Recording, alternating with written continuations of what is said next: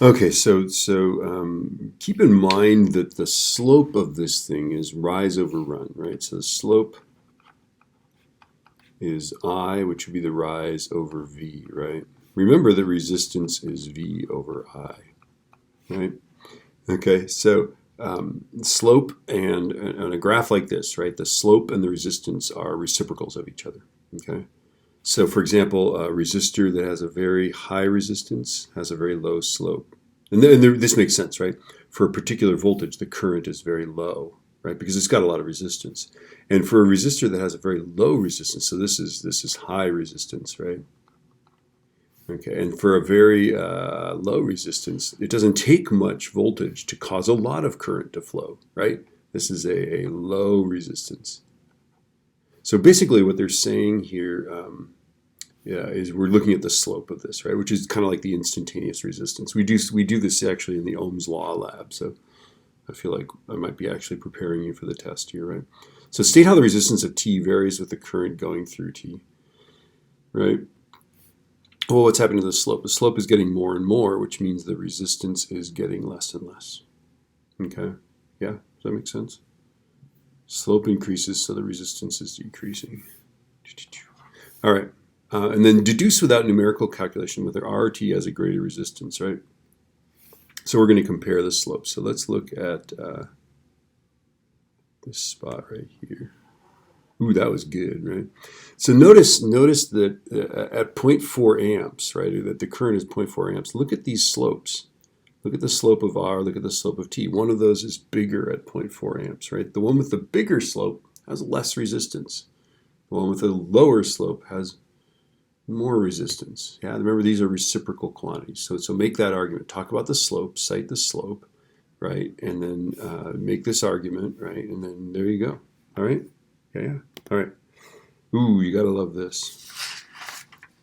In fact, I'm gonna put this on the test. I like this problem so much. Only I'm gonna do this. Will be a light bulb, right? And the light bulb's gonna do this. It's gonna go whoa, right? You'll figure that out. It's the Ohm's law lab. It's kind of cool.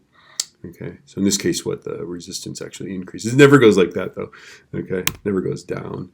Okay. So let's look at this guy here. We've got these guys. These guys are placed in a circuit. Both meters are ideal, right? The slider of the potentiometer is moved from Y to X. All right, so understand that what's going on here, a potentiometer, let's say this is 10 volts. We don't know what the voltage is, but imagine it's like 10 volts, right?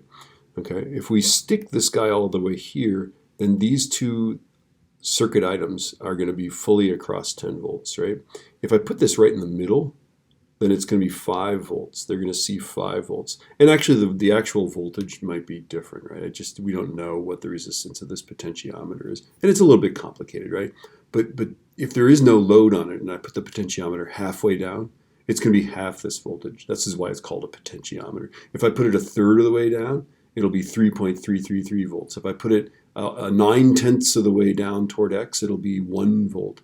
If I put it 8/10 of the way toward Y, I put it like here, it'll be 8 volts, right? So this is a cool way to just sort of adjust the potential here, okay? Now, because in reality, some current's going to flow through this, it's a bit more complex than just the ratio of that, okay? Unless this current's 0, all right? All right, so state what happens to the magnitude of the current in the ammeter as we slide from Y to X. Well, the potential is going to get less, so I'll let you, Einstein that out, right? If the potential gets less, what happens to the current? Okay. Notice it's a state. You don't have to explain. You don't have to outline or anything like that. Just state. 50-50 chance of getting this right. Okay. Estimate with an explanation, right? The voltmeter reading when the ammeter reads 0.2 amps, right? Remember, the ammeter is going to read the current going through R and the current going through T. It's going to add those together because that's what it does. The currents flow together, okay? And so what you're going to do is you're going to look at that graph and try to find a voltage for which the sum of the currents is 0.2. You're going to try to find a voltage. I'm going to write this down. Find a voltage on the graph where IR plus IT is 0.2. Okay, so let's we got to remember that, because I'm going to go back to the graph. So go in here, right, and take a look at this thing here, right? Let's suppose I go, I say it's 4 volts, right? Well, if we go up from 4 volts, that would be, this is clearly not going to work, right? This is about 0.24 amps plus, let's see, what is that guy?